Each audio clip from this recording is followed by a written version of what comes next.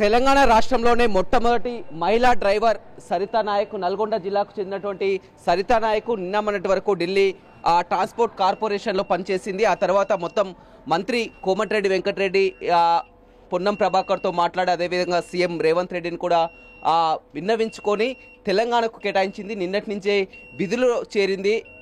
హైదరాబాద్ నుంచి మిర్యాలగూడ వెళ్తున్నటువంటి బస్సులో ఉన్నాం. మనం చూస్తున్నాం సరితా నాయక్ సంస్థాన్ నారాయణపురం మండలం ఒక తండాకు చెందినటువంటి సరితా నాయక్ మొదటగా ఆటో డ్రైవర్గా తన వృత్తిని ప్రారంభించింది. ఆ తర్వాత కష్టాలు పడుకుంటూ వచ్చి తనకు డ్రైవింగ్ చేయాలని హైదరాబాద్లో వాళ్ళ అక్క ఇంటి వద్ద ఉంటూ కూడా బస్ డ్రైవింగ్ నేర్చుకొని ఆ తర్వాత విధుల్లో చేరింది. మనతో మాట్లాడానికి సరితా నాయక్ ఉన్నారు. చెప్పండి, మీరు ఎలా ఫీల్ అవుతున్నారు? ఎందుకంటే మొట్టమొదటిగా ఢిల్లీలో కానీ ఇప్పుడు తెలంగాణలో కానీ దేశంలోనే మొట్టమొదటి మహిళా ఆర్టీసీ డ్రైవర్గా విధులు చేపట్టడం జరిగింది. ఎలా ఫీల్ అవుతున్నారు? సార్, హ్యాపీగా ఫీల్ అవుతున్నాను. ఫస్ట్ ఆఫ్ ఆల్ కోమటిరెడ్డి సార్కి ధన్యవాదాలు, మినిస్టర్ సార్కి కూడా ధన్యవాదాలు. ఎందుకంటే వాళ్ళ దగ్గరే వెళ్ళాను. ఫస్ట్ వాళ్ళ దగ్గర వెళ్తే వాళ్ళిద్దరు నాకు హెల్ప్ చేశారు సార్. కాకపోతే కొంచెం టైం పట్టింది. సో ప్రస్తుతానికైతే ఇక్కడ తెలంగాణలో డ్రైవింగ్ చేస్తున్నాను సార్. ఎందుకని ఈ వృత్తిని ఎంచుకోవడానికి కారణం ఏంటి? ఆర్టీసీ డ్రైవర్గా ఎందుకు కావాలనుకున్నాను? సార్, అప్పట్లో కొంచెం అమ్మ నాన్న మేము 5 అక్క చెల్లెలమే, కొంచెం ఫైనాన్షియల్ ప్రాబ్లం ఉంటే అప్పట్లోనే ఆటో నడిపేదాన్ని సమస్త నారాయణపూర్లో. అక్కడ నుంచి మళ్ళీ ఢిల్లీ వెళ్ళాను. ఢిల్లీలో 10 years బస్సే నడిపాను సార్. మళ్ళీ అక్కడ కొంచెం 10 years అయిపోయిన తర్వాత అమ్మ వాళ్ళకి హెల్త్ బాగాలేదు, ఏజ్ బ్యార్ అయిపోయారు వాళ్ళు. అయితే ఇక వాళ్ళని చూసుకు వాళ్ళు ఎవరు లేరు అనేసి నెక్స్ట్ ఒక 6 months 8 months బ్యాక్ వచ్చి సార్ వాళ్ళని కలిస్తే సరే చూస్తాంలే అనేసి ఇస్తామనేసి చెప్పారు సార్. ఈలోగా ఈ రోజు అయితే కంప్లీట్ అయిపోయింది సార్. మొదటగా నువ్వు దేవరకొండలో కానీ నారాయణపురంలో కానీ ఆటో నడిపినప్పుడు కూడా చాలా వరకు చులకనగా చూసినటువంటి పరిస్థితి అనిపిస్తుంది. అప్పుడు కూడా అధైర్యపడకుండా ఎప్పటికైనా ఏమనిపించింది అప్పుడు? సార్, ఫస్ట్లో అయితే కొంచెం భయం అనిపించింది. తర్వాత కొన్ని రోజులు డ్రైవింగ్ చేసినాక ఇక ఎట్లా చేయాలి సార్, ఇక అంటే మన పని మనం చేయాలి కదా, వాళ్ళు అట్లా అంటుంటే భయపడి చేస్తే ఇక మనకు వెళ్ళదు కదా సార్. అందుకోసం ఇక ధైర్యం చేసుకొని ముందుకెళ్ళాను. ముందుకెళ్ళి ఇక ఈరోజు ఆర్టీసీ బస్సు నడిపిస్తాను సార్. ఢిల్లీలో ఎక్కడ ఉన్నావు? ఒక్కదానివి ఎలా ఉండగలిగినావు? 10 సంవత్సరాలు ఎలా పనిచేస్తావు? సార్, ఢిల్లీలో నేను బదర్పూర్ బార్డర్లో ఉండేదాన్ని. అక్కడ మా ఫ్రెండ్స్, మా ఎన్జిఓ వాళ్ళ తరపు నుంచి మా ఫ్రెండ్స్ ఉండేవాళ్ళు, వాళ్ళ దగ్గరే ఉండేదాన్ని. అక్కడ నుంచి నేను సరోజనగర్ డిపోలో వెళ్ళేదాన్ని, డ్యూటీస్ వెళ్ళడానికి.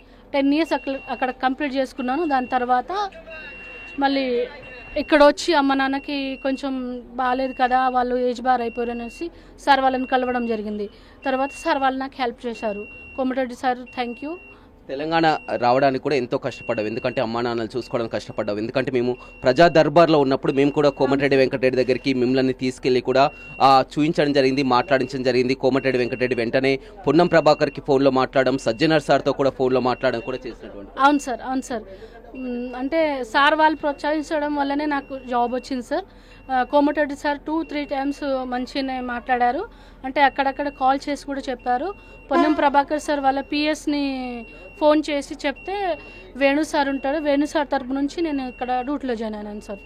ఇక్కడ కేటాయించడం జరిగింది సార్. నాకు ఎంజీబీఎస్ డిపో, అక్కడ నుంచి మీరు కూడా వెళ్తాను, పోయి రావడం సార్. ఎలా ఉంది? అంతా హ్యాపీగానే ఉంది సార్. జర్నీ కూడా బాగానే ఉంది, ప్యాసింజర్ కూడా బాగానే రెస్పాన్స్ అవుతున్నారు. సో హ్యాపీగా అనిపిస్తుంది సార్. ఏంటి మీ మొత్తం మ్యారేజ్ చేసుకున్నారా? లేదు సార్, ఇంకా ఇప్పుడైతే ఏం ఆలోచన లేదు, చూద్దాం ఫ్యూచర్లో.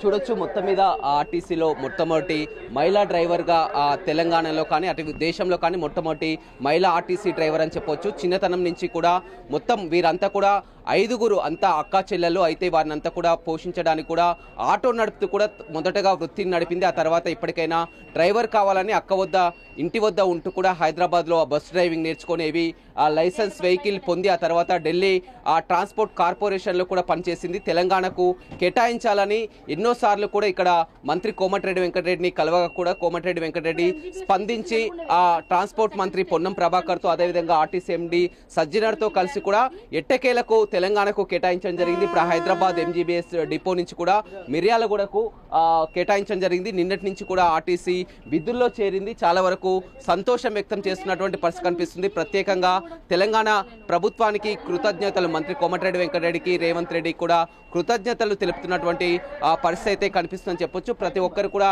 ఎంతో హర్షిస్తున్నారు అంతా కూడా, ఎందుకంటే ఒక పట్టుదలతో ఒక మహిళగా కూడా ఇవాళ ఆర్టీసీ డ్రైవర్గా సాధించి కూడా మొత్తం తెచ్చుకున్నటువంటి సరితని ప్రతి ఒక్కరు కూడా ప్రశంసిస్తున్నటువంటి పరిస్థితి కనిపిస్తుంది. వీడియోస్ రవితో రమేష్, బిగ్ టీవీ, నల్గొండ.